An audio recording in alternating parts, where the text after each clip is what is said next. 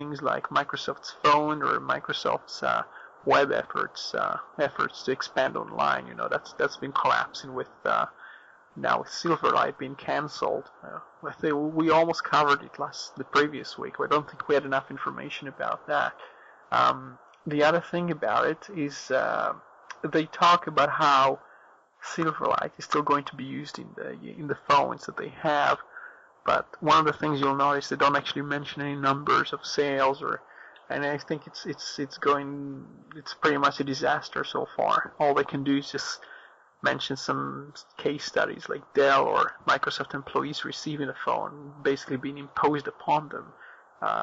So I think that as far as Android's concerned, the Microsoft threat, if you like, and it was never really a big threat, but Microsoft is very much behind in this market, and all they can do now is use patents and try to extort the competitors, try to use them as cash cows.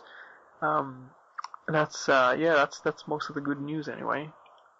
Yeah, I mean, touching on Silverlight, it's you sort of get no joy in not being proved right, but seeing sort of the predictions and comments that were made a long time ago coming to fruition. Silverlight for me was it's just another technology, like we've seen so many Microsoft ones in the past, we get the PR campaign from Microsoft that initially calls everybody liars that says anything bad about it or anything that might damage its product when people rightly compare it to its competitors. We saw this with Vista, for example, when people were saying to the Microsoft advocates and the Microsoft boosters that they weren't happy with Vista. They were called liars. I was there. I was present. I was one of the ones that was called that. And then we were proved right later on when Microsoft had 7 to sell people and they weren't really interested anymore. And then we had the same with the Kin, which was promoted as the best thing since sliced bread until it flopped, and then everything went a little bit quiet. And again with Silverlight, a couple of questions that arise out of that though would be what happens with the Moonlight project? Yeah, I wrote a post about that. I haven't actually received much of an answer to it.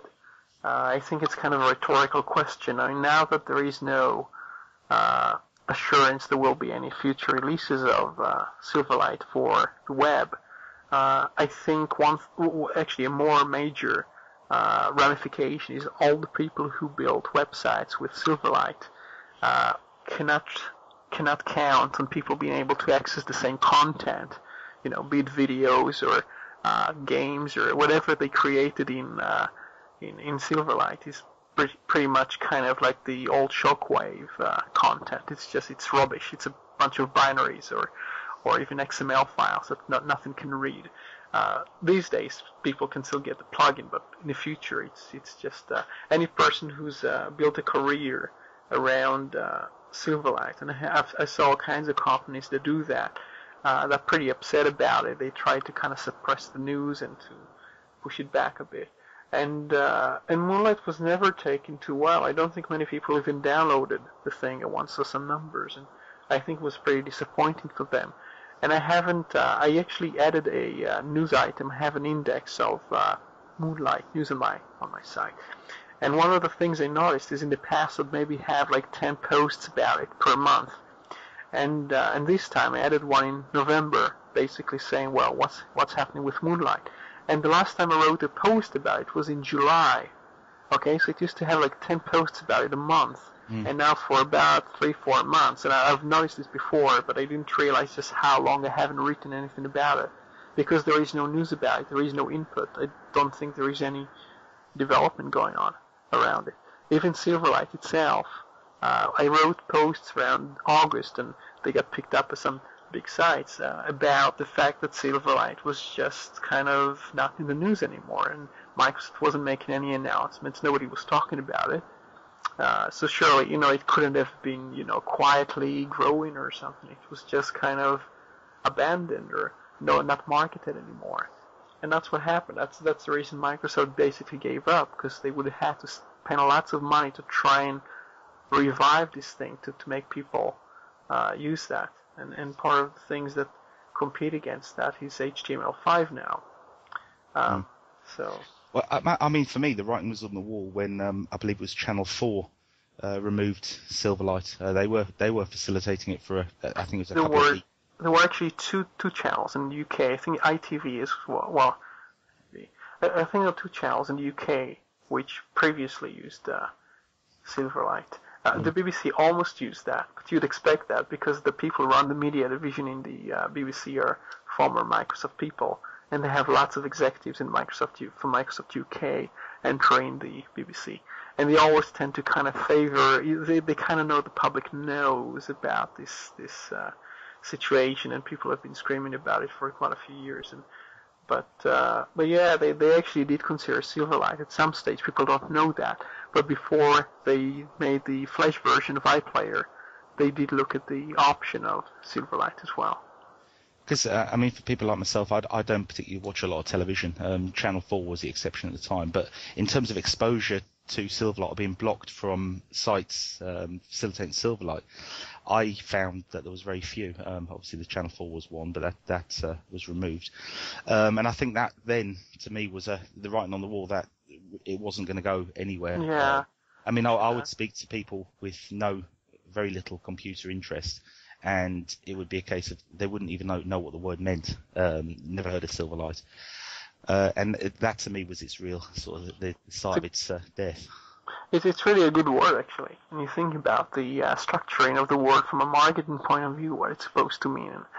And I had a person when the thing was first launched, I think 2006 or 7, maybe early 2007, a person was explaining to me the choice of the words. And they tend to change the code names before they approach the release of products, and they do all that for all kinds of reasons, maybe trying to get rid of the all bad publicity, or maybe they just try to ensure they get conveyed right messages and the right associations, and maybe before the marketing campaign they want to change the name.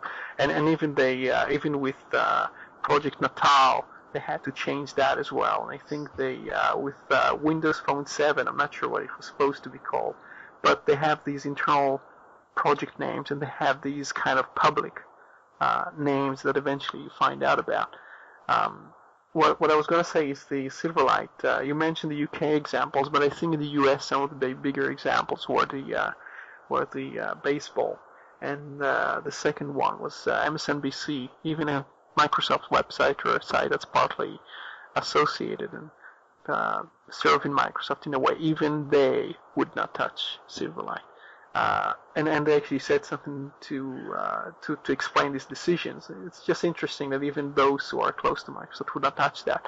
The good thing for Microsoft is, even though you'd expect their website to contain lots of videos, and they have these videos of conferences in Silverlight, and you have the Miguel de Icaza has one of those videos in Silverlight, and it's probably won't be able to access that in the future too easily.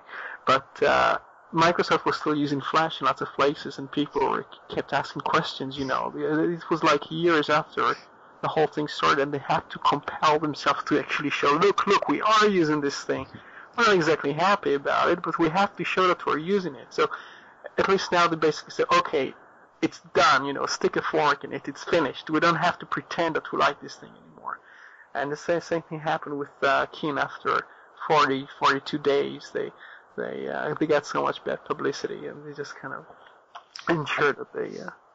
It sort of brings up another point. I mean, obviously, with the Silverlight will continue to live on, for want of a better word, and Windows Phone 7.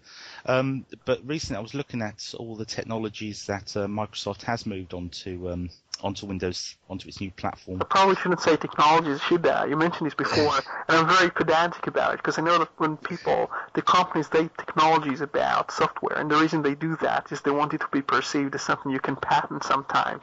And it's a very subtle use of words, but they try to make it sound very complicated and very kind of like there is this mechanics, and Silverlight is like a whole technology, but it's just a piece of software. The reason I chuckle, I had exactly the same opinion as that, and when I started posting on Microsoft Watch many years ago, I was pulled up so many times by so many people saying that to refer to it as technologies, that it sort of stuck after that.